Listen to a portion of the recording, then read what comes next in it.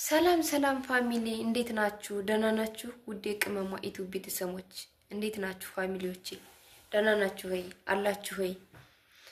እኔ ጋር ሁሉ ሰላም ፈጣሪ ይመስገን። ውድ የማዳም ቅመሞች እንዴት ናችሁ? ደህና ናችሁ? አላችሁ? በያላችሁበት መልካሙን ጊዜ መልካሙን የሥራ ጊዜ ስራ ዘመን እመኛለሁኝ። ሰሞኑን ያው እንደሰማችሁት ከሳምንት በፊት ዱባይ ውስጥ የሆነች ልጅ በማዳሟ ድብደባ ደርሶባት በጉልበቷ አመልጣ ክፍል ዘግታ ጎበዝ ስለሆነች ቲክቶክ ገስት ላይ ገብታ ውድ ደጋግ ኢትዮጵያኖች የዱባይ ልጆች አትርፈዋታል። እና ስለዛ ነገር አንዳንድ ነገር ላችሁን የመጣሁት አዲስ ከኢትዮጵያ ለምትመጡ ልጆችና አሁን አዲስ መታችሁ 3 ወር 4 ወር ለሆናችሁ ልጆች የሆነ ነገር ልበላችሁ። እኔ ከዚህ ቪዲዮ ስለተማርኩ ነው ማለት ከነሱ ቲክቶክ ገስት ላይ ካስተላለፍኩት ቪዲዮ ብዙ ነገር ተምሬያለሁኝና እነ ሳራ እነ መሲ ሬጂስቶን እነ ማሚ በጣም የሚመሰገኑ ልጆች ናቸው። አትርፈዋታል። ተጀምሮ እስኪያልቅ ድረስ ልቤ እንደተንጠለጠለ ነበረ። ያተርፏታል ለያተርፏትም ትድናለች አትድንም የሚለው ነገር በጣም ልቤን አንጠልጥሎኝ ሳሰማ ሳዳምጥ ነበረ። እና ምን ልላችሁ ፈልጌ ነው አዲስ ከኢትዮጵያ የመጣችሁ ልጆች 3 ወር ወይም 6 ወር ወይም ከዛ በላይ የሆናችሁ ልጆች እንደኔም ብዙ አመት ተቀምጣችሁ ምንም ያላወቃችሁ ልጆች ማለት ነው። ምን ልላችሁ ፈለገ መሰላችሁ? የማዳማችሁን ቁጥር የማዳማችሁን የቤት ቁጥር ጥሩም ትሁን መጥፎም ትሁን ሰው ከሰው መጋጨቱ አይቀርም።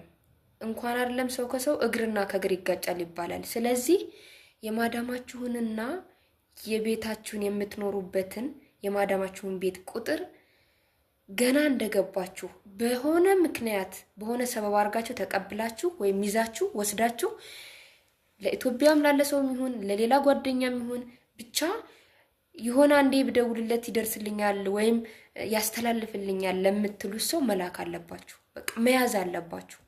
ባትልኩ እንኳን የቤት ቁጥርና የማዳማችሁን ስልክ ግዴታ ነው መያዝ አለባችሁ። ለምን መሰላችሁ?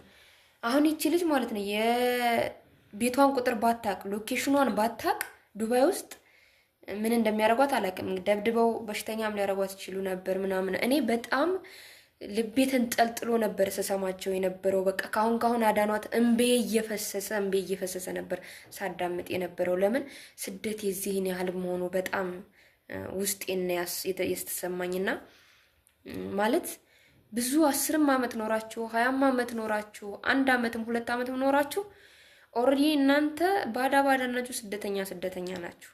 ምንም ማዳም ትውደደኝ ማዳም እንዴት በለኝ ምናምን ኖ በቃ እናንተ ባዳ ናችሁ፣ ስደተኛ ናችሁ። ኦሬዲ የሆነ ነገር ከተፈጠረ መስራት ካልቻልሽ በሆነ ነገር ከተጋጨሽ ከማውሷ ወይ ታጥለቅሻለች ወይም ከሷ ጋር የሆነ ግብግብ ውስጥ ትገባላችሁ። ስለዚህ ምን ልላችሁ ፈልጌ ነው ግዴታ የማዳማችሁን ቁጥርና የቤታችሁን ቁጥር ብትችሉ ሎኬሽናችሁን የምትኖሩበት ለምታውቁት ሰው መላክ አለባችሁ። በስልካችሁ መያዝ አለባችሁ እና ጎበዝ ጠንካራ መሆን አለባችሁ። ማለት የምንወጣው ለአንድ ዓላማ ነው፣ ለመለወጥ ነው። ከጎረቤት የሆነች ልጅ ወጣ ጫማ ቀይራ ልብስ ቀይራ ስለመጣች ሳይሆን እኛ የምንወጣው ለዓላማ መሆን አለበት። እዚህ መተን የሷ ጭቅጭቅ፣ የሷ ቤት ጽዳት፣ የሷ ስንት ነገር ሲያደክመን ሲያወጣን ሲያወርደን የማንችለውን ችለን ስንኖር ተስፋ መቁረጥ የለብንም። በቃ ተስፋ መቁረጥ የለብንም። ነገ ያልፋል፣ ነገ የተሻለ ነገር ላይ ሆነ እወድቃለሁ፣ ነገ የተሻለ ነገር ያጋጥመኛል ብለን በተስፋ ማለት ነው በቆራጥነት ምንም ነገር ተጨቃጨቅ አይ ዶንት ኬር በቃ የመጣ ነው ለስራ ነው የፈለገውን ትበል በቻልነው አቅም ግን እኛ ስራችንን ለመስራት በቃ በቻልነው አቅም እንዴት ልበላችሁ በቃ እንዴት ነው አንድ ሰው ስራውን በአግባቡ ከሰራ የፈለገ መጥፎ ማዳም ብትሆን ለመከራከርም በኮንፊደንስ ለመቆም እንትን ይላል። እና ምን ልላችሁ ፈልጌ ነው ለደህንነታችሁ ለእናንተ ማለት ነው የማዳማችሁን ቁጥርና የቤታችሁን ቁጥር ያዙ በስልካችሁ። ይሄንን ነው የምለው። እኔ ተምሬበታለሁ። እነሱ ቲክቶክ ላይ ካስተላለፉት ቪዲዮ በጣም ብዙ ተምሬበታለሁ። ለምን እኔ አላቅም ነበር ሎኬሽን እንትን ስልኳን አላቅም ነበር የቤት ቁጥሯን። ግን ከዛም በኋላ ወጥቼ የቤትም ቁጥሩን ያዝኩኝ፣ የሴትዮዋንም ቁጥር በሆነ ምክንያት ወሰድኩኝ ማለት ነው። እና ምን ልላችሁ ፈልጌ ነው፣ በርቱ። አሁን አዲስ የመጣችሁ ልጆች በጣም አውቃለሁ። አዲስ ስንኖር በጣም ብዙ ነገር ይከብደናል። ቋንቋው አለ፣ በቃ አለ አይደለ? የቃው እያንዳንዱ እቃ ራሱ በቃ ግራ ይገባል። አንዳንዴ ያለመድነው እቃ ሲሆን ራሱ ግራ የሚገባን አለና ቆራጥ ጠንካራ ለመሆን እንሞክር እህቶቼ። በቻላችሁት አቅም እንደኔ ብዙ አመት ሰርታችሁም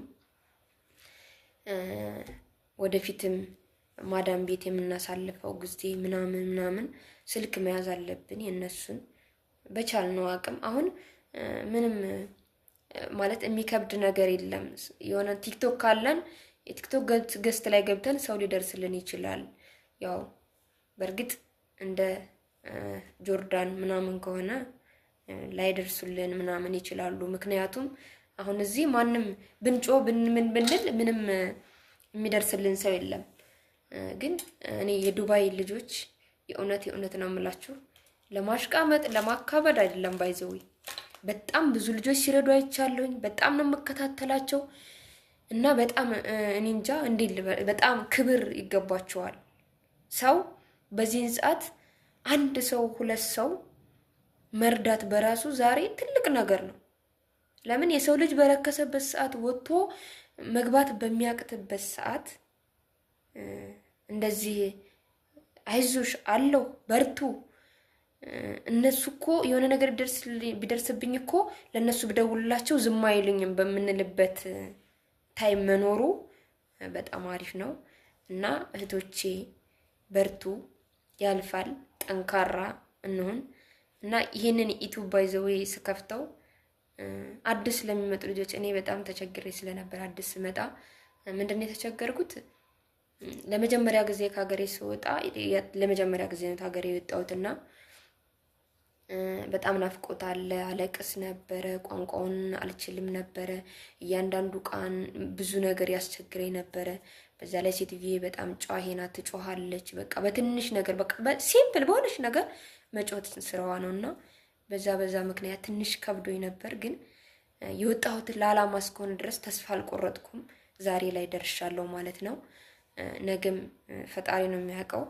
ስለዚህ ቆራጥ መሆን አለብን። በቃ ጀግና መሆን አለብን ማለት የወጣንበትን ዓላማ ማሰብ አለብን ነው የምለው። ይህን ቪዲዮ እስከ መጨረሻው ተከታተሉና ስሙት። እንዳልኳችሁ ያው ብዙ ብዙ ትርጉም የለውም። ለሰው ልጅ ሁለት ቃል ታስተላለፍን ያቺ ተግባር ላይ ከዋለች ብዙ ጥቅም እናገኝበታለን። ብዙ ነገር ተኔ ላታገኙ ብዙ ላትማሩ ትችላላችሁ ብዬ አስባለሁ። ግን ያው አለ አይደለ ከአስሯ አንዷ ታስተምራችኋለች ብዬ ተስፋ አደርጋለሁ ቤተሰቦቼ እና ወዳችኋለሁ። የማዳም ቅመሞች በሌላም ሀገር በኢትዮጵያም ያላችሁ እኔን የምትከታተሉ ሰብስክራይብ የምታደርጉኝ ፋሚሊዎቼ በጣም ወዳችኋለሁ። አመሰግናለሁ።